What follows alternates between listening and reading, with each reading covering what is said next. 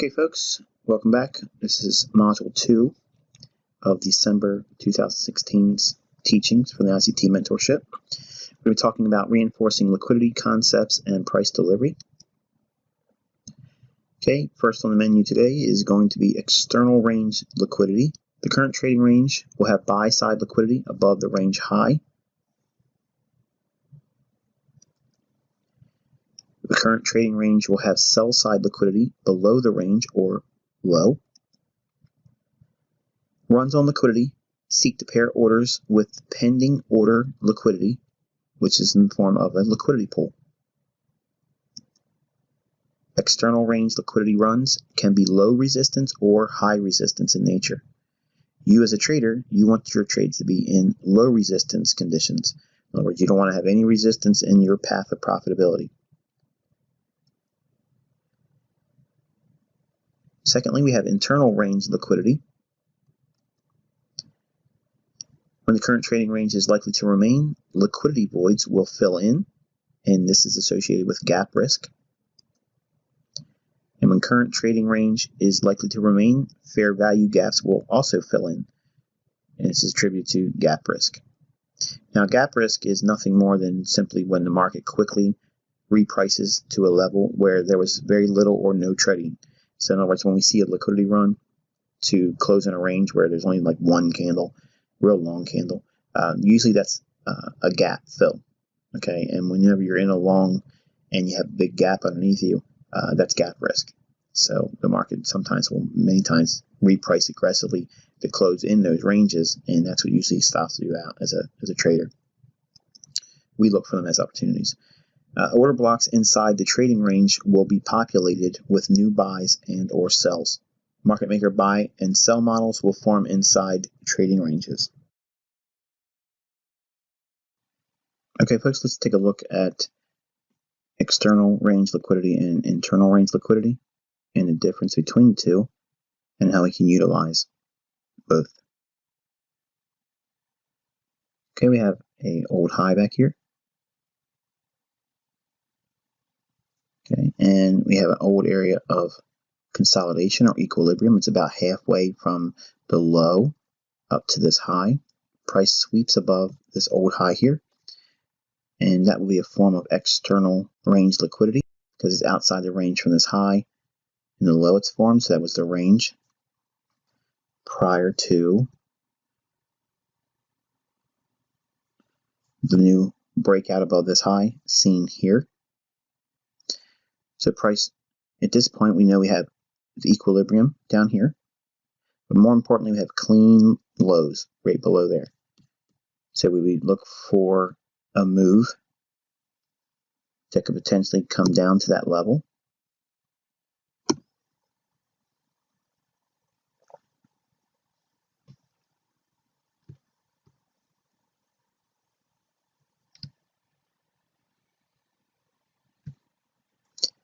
Okay, and price starts to drop, trading down. Now, what it's doing is it's pulling back inside of all these up candles. Okay, so once we clear an old high, we would expect some measure of retracement. And when the retracement occurs, what we're looking for is where's the most logical area for it to pull back down into. Now, if you look at this candle here, we have a previous up candle, rather large candle. Then we have this candle has a wick. So at one point, this candle opened, traded lower. So there was a pass through on the range between both these candles in this area. So the delivery of price was on the up move here and then down on this one, even though it's an up close. It was offered twice all through that range. So at the top of this candle here, and it's open on the next one, that's where I would expect to see a measure of short-term bounce.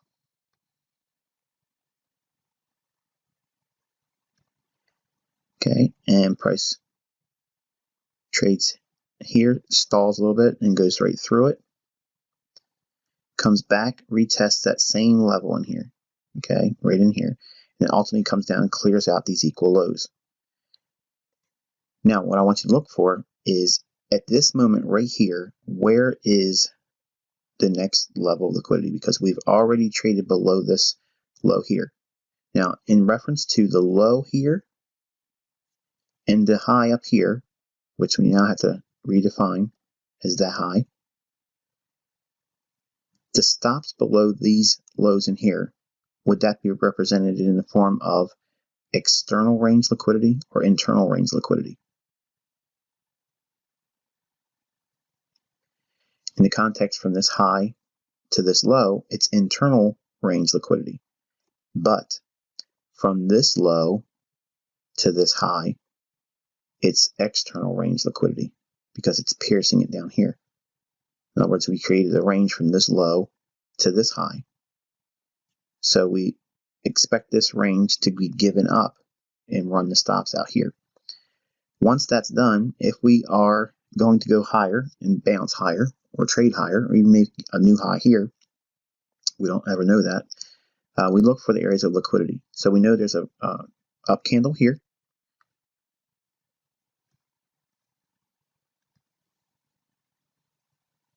So we can reference that low, the up candle, not the black one here, the up candle, that opening. I'm measuring that opening price and extending in time. And what else do you see on this chart?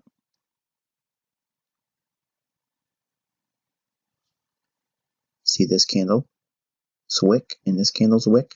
In between there, price was only delivered on the downside. So we have a fair value gap. So if we start to trade higher, we can expect to see the market want to reach up into that 106.50 level. If it trades through this green candle or up candle, it's going to want to reach up into the high of this candle, 114.55, and the low at 115.95. So we can use 115.90, 115.80,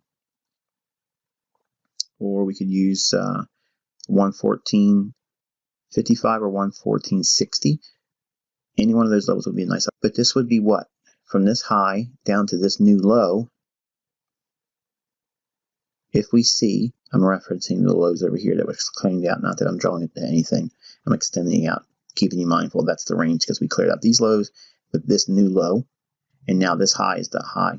So the range that we're trading in now is this low and this high. So if we see price trade up, we would expect it to reach up into 106.25. If it gets through the up candle, we would be expecting it to trade up into this area here, closing that range. And then ultimately it could trade as high as this candle's low, 118.86. So we'll call it 118.85 to 118.90.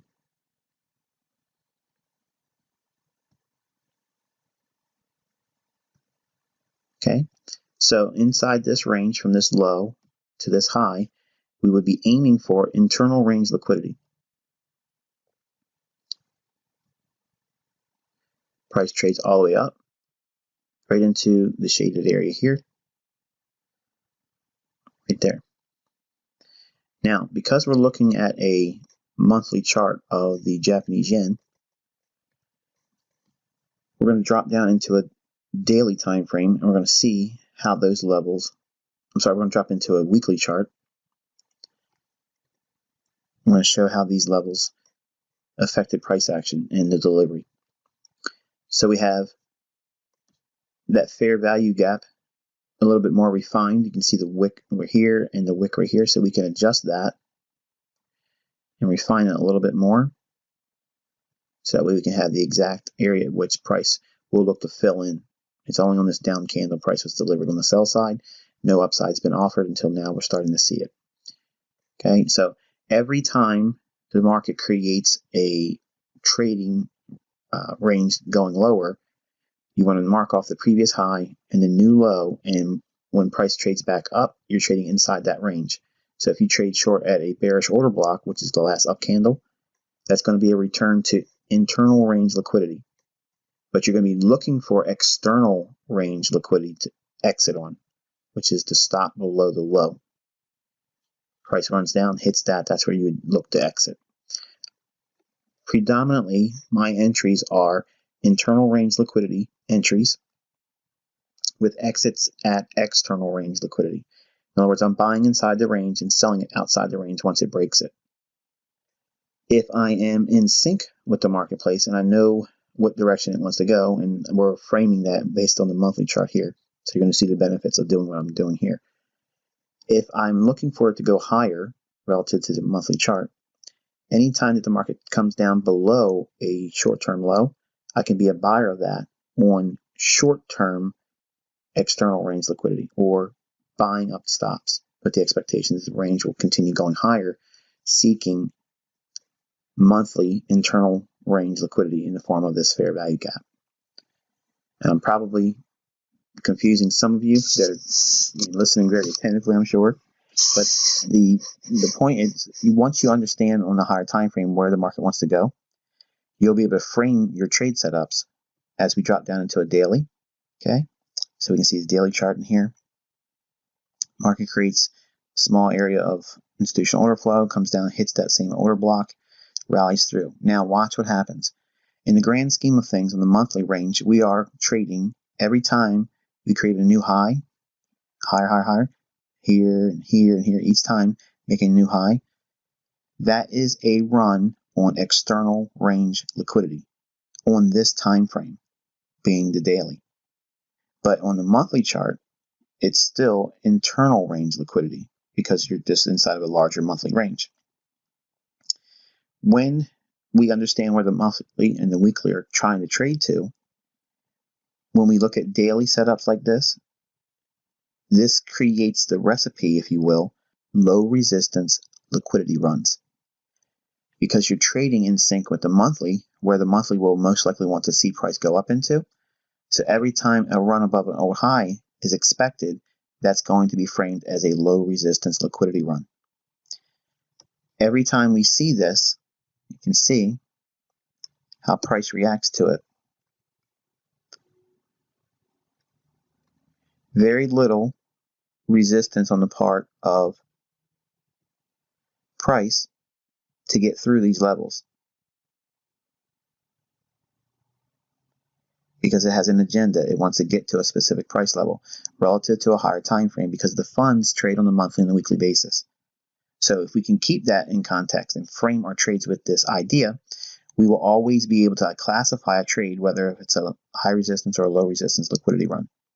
So if we drop down into a 4-hour chart, we can see the highs being ran out. Every high has very little difficulty getting through it because it's framed on low resistance liquidity runs based on the higher time frame monthly. You can't even see the range at which the monthly has that fair value gap in it. This high is broken through, no problem. This high here, broken through, no problem. This high here, broken through, no problem. Now it's a small little consolidation, but ultimately it runs aggressively and it's going to reach for these highs here. I get questioned so many times about how I know where the market's going to be reaching for specific buy stops when we do our live session. This is how I do it. I use the higher time frame institutional order flow to frame out where internal range liquidity is and where external range liquidity is. Where's the buy stops and what kind of stop or what kind of entry am I using, and how is it aligned with the higher time frame. The market trades down, clears out some stops in here, gaps down below on the election, closes in this range back down to a previous bullish order block, rallies through and hits the old high over here. All these highs are cleared out there and ultimately takes off and runs out another old high, which we'll zoom out in a moment and see. Okay, all through here and ultimately trades up into that monthly fair value gap. Once we cleared this high here and we cleared this high here, we came back and created a gap. We created a gap here, came down and closed in the gap, and then ultimately aggressively ran right up into that monthly fair value gap. So what I want you to look at is every single time the market all through here, every single time it gave a retracement. This is a 4-hour chart, so we're going to go down into a 15-minute chart and let's divide the days. Okay, and I want you to look at how price responds when it gives you a new range. Okay, you got a low here and a high. Price trades down into the previous order block. Where's external range liquidity? Here. So you're buying an internal range liquidity with the expectation you're going to see price move to the outside of the range created by this little move here. So that's your range you're trading in for the setup. The exit's here. But do you collapse your entire trade? No. You're looking for the ranges to take out highs.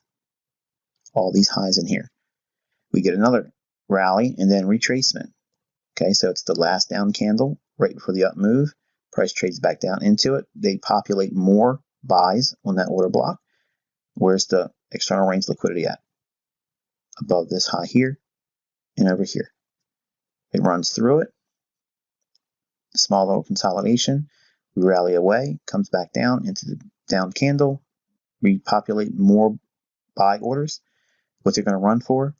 That monthly fair value gap. Look at the reaction once it gets up in there. Lots of profit taking. Lots of it right in here. Ultimately comes back and starts to trade a little bit higher. I think it's indicative of probably seeing a little bit more rally when we open up on Sunday. But going back even further, you can see every single time the market creates a nice impulse price swing. We have a nice impulse price swing here. Comes back down. Bullish order block. External range liquidity. Comes down and hits this order block again here. Rallies through. Comes back, consolidation, and eventually presses through, clearing out the external range liquidity here, or the buy stops above the highs. The range is created from this low up to this high. The down candle retrades back into it here, rallies away. Now, all this is what you're going to have to sit in if you're a position trader. But ultimately, if you give it time, all it's going to do is it's going to return back to a previous order block here, like it did here, and recapitalize more buy orders because it's a long-term objective to get up to here. So they're going to have to buy some here, buy some more here, let some time go by, and then come back down to it again, buy more of it again, and one more time, and then ultimately it runs away because they have their position built, averaging in around 113.50 to 113.25 in that area.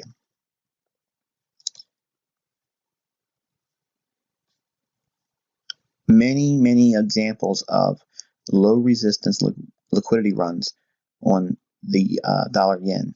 We have a low, price rallies up, comes back down, previous order block, run from this low to where? External range liquidity, buy stops, runs above here. Same thing here. We have a low, price runs away from this consolidation. Why am I not using this low, Michael?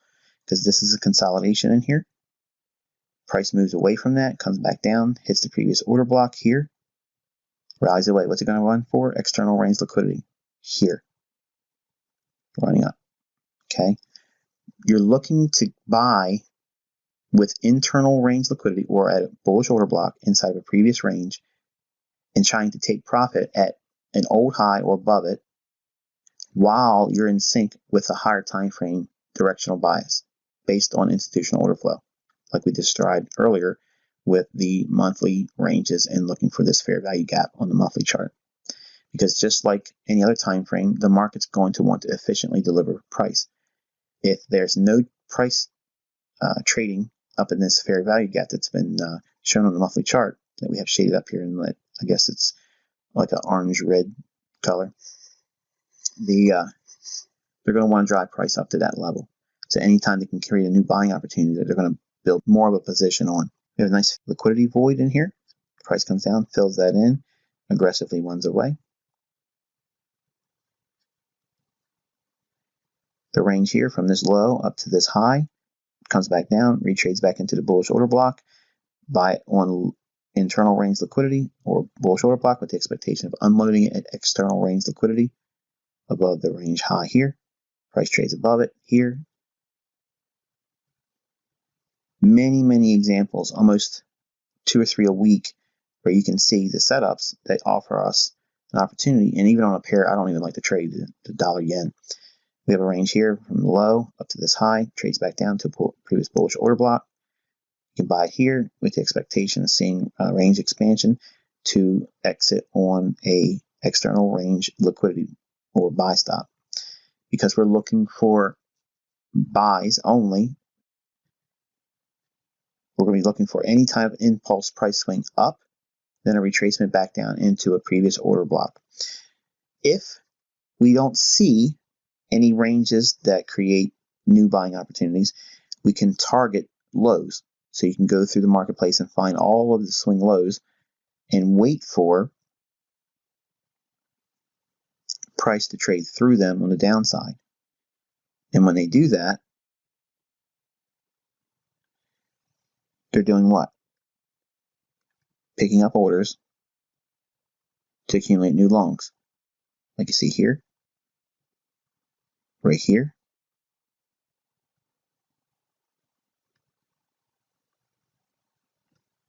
right here.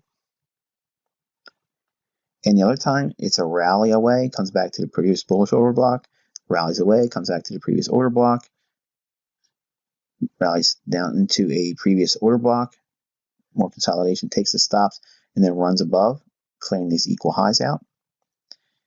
I don't need to draw this one, it's already there. Equal lows, takes the stops, rallies away.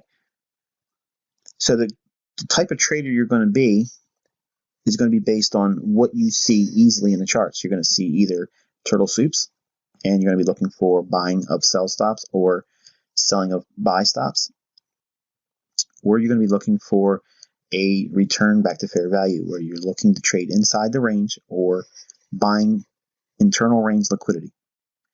And by framing the marketplace in either one of those two disciplines, you'll have no problem going in and finding setups. It's not that you have to find a setup every single day, but you will find a setup once a week. That's all you're looking for. You're looking for one setup per week. So I'm going to zoom out to the hourly. I'm going to scroll back from the time at which price did trade up into the objective based on the monthly chart. We had a nice buying opportunity here on Monday, and there was a Thursday buy as well. We have a Monday buy, a nice, looks like a crossover into Tuesday. Nice buying opportunity here. Definitely a Wednesday buy in the previous order block here. Nice buy on Tuesday here on this week. Nice buy on Tuesday here and on Thursday. This is the election, so we're not going to talk about that one. We were on the sidelines for that period, so we would not have been looking for anything on that one. Okay, so we have a nice little buy on Monday, turn back to the previous bullish order block. And then we have a Wednesday buy scenario in here as well. Running a stops here on Wednesday. So think about this. If you know your higher time frame monthly chart is calling for a run higher on price, and we talked about this months ago on dollar being bullish and dollar yen should be going higher, and if we know that there's a retracement taking place or a correction, if you will, and the market's trading lower, our mind shifts to, okay, where are the sell stops that they're reaching for? Because underlying the market pinnings are bullish for dollar yen. So if the market's predisposed to go higher, but it's dropping, we don't say, okay, well, I'm not looking at that pair, or I'm not looking at that market. What you should be doing is okay, I'm going to be looking for external range liquidity on the time frame I'm using right now. It's the hourly chart. You're going to be looking for any time the market's trading lower. If it's trading lower, where's the lows it's trying to breach? Where's it going below? Here and here. So if we know that, they're going to be expecting what? A reaction there, a quick reaction away, not just hang down there and just meander around. We want to see it go down there and then show willingness to go back away from it. When it does that, it's tipping your hand. Then you just wait for a bullish order block. It won't always happen right away. Like this one gave one that's pretty nice. It created a down candle. It was created with this candle breaching this candle's high. So now this down candle becomes a bullish order block. So anytime we trade back down into the range, which is here, we can be a buyer. But this new down candle here, okay, gives us another opportunity to expect another return back to this candle, which it never does here, but it creates another down candle here. Eventually hits it here, so there's a buy. So you had to wait a little bit, and it's only hours. Each one of these candles is an hour. So the very next day you get another buy here. And then here we see price go below this low, runs the stops out. It runs the stops. Okay, does it stay down there? No, it quickly runs away. Okay, now we wait. What do we wait for? Price to come back down into the last down candle. Here, we look for the return back to that range. Does it want to run? After it takes this low, certainly it wants to run. It runs higher. And every time it takes out a new high, it's showing willingness to go higher. It's giving us a confirmation that there's underlying strength in this pair. Even if there's going to be like steep declines like this is all on the heels going into the election. Again, I can't stress this enough. That's the reason why I was on the sidelines the entire first 2 weeks of November. I just didn't want to be trading because of the potential fallout or the uncertainty. And that's okay with me. I have no problem being on the sidelines for a short period of time. It allows me clarity. We had a really nice buy here on Wednesday of that week. I'm just pulling out the salient price swings that took place each week. We had a nice buy on the Wednesday here, and we had a nice buy on Friday for a position entry. Nice retracement here, real aggressive retracement. Now watch, we don't know what's over here yet, but when price dove down like this, down into the 120s, what's it looking for to the left? What's over there?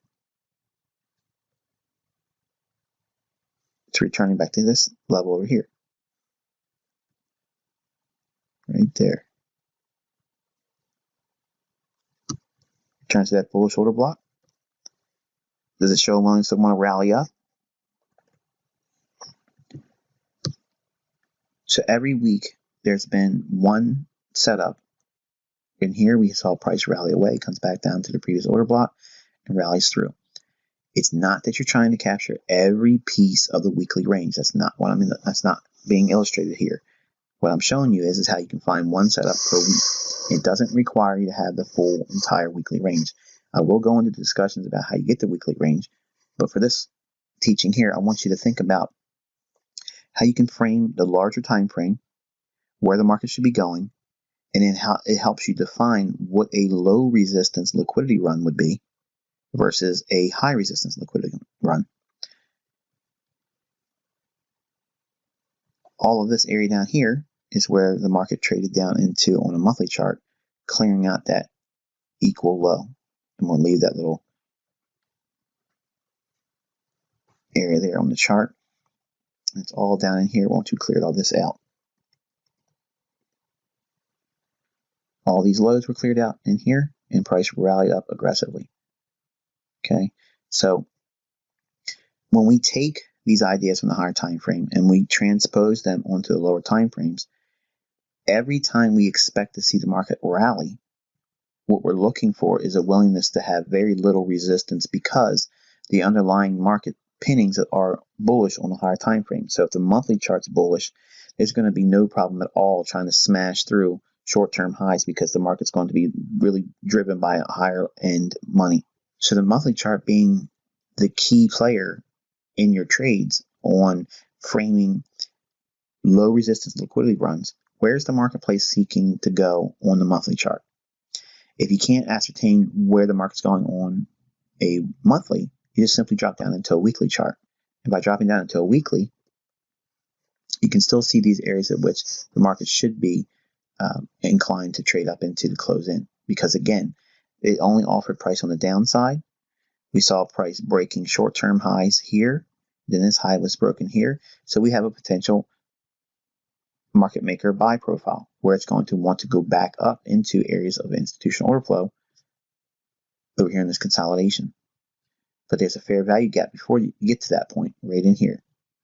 And that's where you saw price trade right up into that 115.25 to 115.75. Reasonable upside objective. All through here, all the way through here, for dollar-based pairs that have the dollar on the front of their name, like dollar yen or dollar Swissy, okay, those pairs should have been seeing strength because of the underlying strength in the dollar. So, in summary, to make it a little bit more easier to understand, because I was a very broad brush with a lot of the ideas, but I want you to study this because it helps you get to why I look at certain trades as low resistance liquidity runs. And that way, if you understand what a low resistance liquidity run is, you will know what your trades are not in terms of a high resistance liquidity run. You don't want that to be a trade that you're trying to take. You want to be trading with the least resistance. So every time we look to be a buyer on a retracement back to a previous order block, we want to see that high being taken out. But if we're trading against a higher time frame and there's no real reason to see the funds, okay, move the marketplace to those levels, it's not going to be a low resistance liquidity run. It's going to be a high resistance liquidity run. And they're the types of trades that you sit in too long, or they don't pan out right away, or they turn right around on you and bite you in the rear end and stop you out. So in simple terms, let's give you a little cheat sheet list here. Okay, you want to be looking at a monthly chart or weekly chart and determine where is the market more likely to go to. And by having that idea, if we're bullish on the monthly or weekly, then we'll be looking for buy signals on the lower time frame, like the daily, the 4 hour, and 1 hour. And we would be looking for bullish order blocks or turtle soup longs, with the expectation that any short-term highs on those time frames, that's where the objective is. Now, let's assume for a moment that you're looking at a hourly chart and your underlying asset direction bias is bullish on the monthly and weekly, or one or the other, but either one of them has to give you that directional bias. If the directional bias is bullish and you see an hourly chart give you a return back to what would be otherwise seen as a bullish order block, but the high in between the range low and the high that it retraced from, if it's only 20 pips, is that a trade that would be viewed as something that you would take? In my opinion, no, because the range is only 20 pips. When it returns back to the previous order block, for instance, if this is, say, an hourly chart or maybe a 15-minute time frame, and this is the range you're looking at here, this retracement. If the range is only from the order block where you would be buying up to the high in between, if that's only 20 pips, are you going to be taking that type of trade? My opinion would be no, I wouldn't personally take that trade. But if I saw a swing like, say, this low here and up to this high here, and there was an order block that allowed me to get into it down in this point here, if I could take that trade and then say this was 40 pips, that would be a trade I want to take. Because if that's 40 pips from where the high is and where the order block entry would be, that means I could potentially have 40 pips in profit. Because I'm going to try to get out with a run above that high and exiting where the buy stops would be in the form of a low resistance liquidity run. Because I'm trading inside of the monthly and weekly range that would be viewed as internal range liquidity, which has very little resistance. On the trade on a lower time frame, many folks would see that as resistance, so that it's going to hold back price. But on the monthly and the weekly chart, it's indicating it wants to go higher. So it's going to have very little difficulty getting through it. But the precursor is you want to look at price swings that offer about 40 pips. If you can see anything at 40 pips or higher and looking for a retracement to go long on that, that gives you a reasonable first profit objective. Now, obviously, if you go out to a larger time frame, okay, and you use bigger price swings, that gives you a lot more depth in terms of what you can pull out in terms of pips. So if you're looking for, say you're a trader, you want to have nothing less than 50 pips.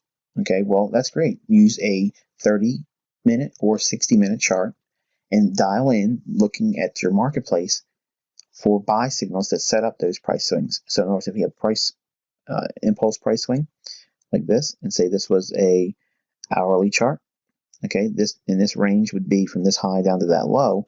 If that was 50 pips or more, that would be a wonderful opportunity for you to get your classic 50 pips or more setup. So if you have a weekly objective, let's just say you've done the numbers, you've worked it out where you want to make 10% a month. And you figured out that to get 10% a month, you need to make 50 pips on whatever equity base you have. Okay, and you figure out how many pips you have to have, what your stop loss has to be, blah, blah, blah. Ends up, you just want to hit that number, and 50 pips will get you there. So what you do is you want to look for ranges that have 50 pips or more, preferably about 75 to 80 pips is perfect, because even if it doesn't even break the range and go up above this old high, it still gives you the opportunity to get that 50 pips. So don't think just because I'm saying that we have to be a buyer down here and looking for an exit above the old high that you can't get all of your objective and your goal inside the range. Because again, that's the beauty of trading price action, because you don't need the range to break. If you frame the right swing, you don't need the range that you're trading in to break to be wildly profitable. You don't need it to move well beyond the range high either if you're looking for it to break. In other words, if you just want to see it, like you didn't need it to do all this. If you were buying down here in the range from this high down to the low where you're trying to buy, let's say 100 pips, you could handsomely take 75 pips out of that and not even get the full range. But you can't do that if you try to do every entry on every 30 pip price swing or 25 pip price swing, because you're trying to get in right now and you're looking for anything to get you in. If you're much more selective in your setups, you're going to trade a lot less, but your setups are going to be a lot more choice. They're going to be more potent. They're going to have a lot more likelihood of panning out for you in your favor. But you can't do that, okay, if you trade every single setup in every time frame. You got to pick a time frame that fits what your model is. If you're trying to get 250 pips over a course of 2 weeks or so, okay, you're not going to get that trading on a 5-minute chart and looking for those types of price swings. You need to be living on a 4-hour chart or a daily chart and trading those price swings and looking for those levels, and that'll give you those types of objectives and returns. But to give us multiple examples on a day-by-day basis, I use a 15-minute time frame intraday to show you how many times you can see something setting up. And while it won't always deliver 5-to-1 or 3-to-1 even sometimes, it will deliver a lot of price action study. And then when we move out to a higher time frame where we're only working off of an hourly chart, it'll give us a great more opportunity to talk about how the moves that take place that move a lot more than 30, 40, 50 pips. We can get into the range of 100, 150 pips. Okay, those types of setups, they're more fun. But you have to sit on your hands and wait a little bit more. It's not much more. You have to sit and wait, but framing the ideas with the higher time frame, monthly and weekly, and determining where they want to go, keeping that perspective in mind, every time we look at an old high and when we're bullish on these lower time frames, what that's going to do is it's going to build a model where we can see clearly that it's a low resistance liquidity run when we buy, and we don't have any fear of looking at that as a resistance level or this is a resistance level. We will see the market want to draw up to those levels because there's buy stops above that. That's why the market's wanting to go there. You see how quickly it tries to get to that level here, and then once this high is taking place, what does it do? It doesn't waste any time. It quickly gets up there above this high, and then ultimately runs aggressively into this high here. If we were bearish on the monthly chart, on weekly chart, we would be looking for the opposite. We would be looking for retracements higher and making low resistance liquidity runs to break below a swing low. And we would look for price swings of 40 pips or more as a high odds opportunity for a day trade or a short-term trade. If we use an hourly chart, we could have a little bit more potential range in terms of pips, potentially 75 to 100 pips or so. And that'll give you the ideal setups that you'll be looking for if that's your objective. So a lot of folks that are in this mentorship and those that are even outside the mentorship, my email box gets littered with, can you tell me how to make 100 pips a week? Okay, that's easy. What you need to do is you need to trade a 4-hour or 1-hour chart, nothing less. That's it. That's all you got to do.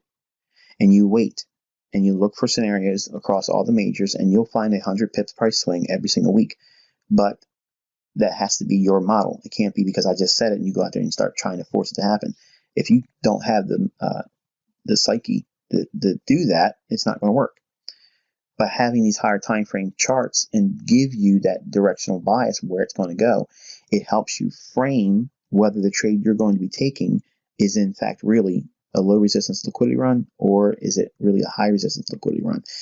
If you develop your skill sets on the higher time frames, it's the same thing we do in the lower time frame, but focusing primarily on what the directional bias is going to be on these higher time frame, monthly and weekly.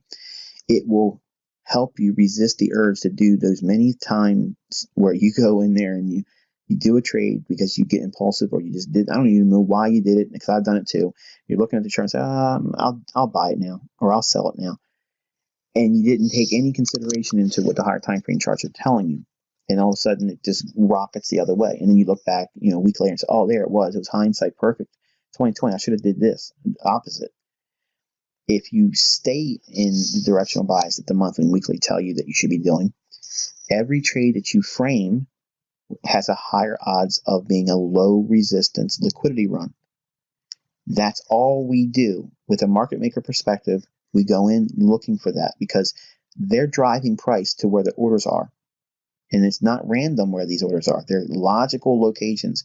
When it's bullish, the market's going to go above short-term highs. How far over? When's the last high? We never know that.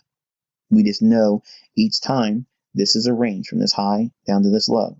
It trades through it. Okay, so now what's the new range? This low to this high. Well, it broke that. What's the new range? Okay, well, this low to this high up here. And then this fair value gap. If it trades on through, we know we're looking for return back to this up candle here. And then maybe these highs here. And ultimately above 125.77. We don't ever try to call a high in the marketplace. That's not what we're trying to do. This was a logical area on the monthly chart to trade to, and it did. So after it did that, we now have to evaluate, does it have more willingness to keep going higher, or would it be more prudent for it really to go into a consolidation here? And I think logically it should, but the market's going to do what it's going to do. But in this module, the aim was to get your mindset on a monthly or weekly capacity. And that way, when you go into the lower time frames, every trade scenario you trade with in that directional bias on the monthly and or weekly will help you find the low resistance liquidity runs that you're looking for. They are the high probability setups. They're the ones that have the immediate payouts. They're the ones that give you the immediate responsiveness to your entries, and it has very little drawdown. And that's your goal as a trader. You want to be trading in that environment. So with that, guys, I wish you good luck and good trading.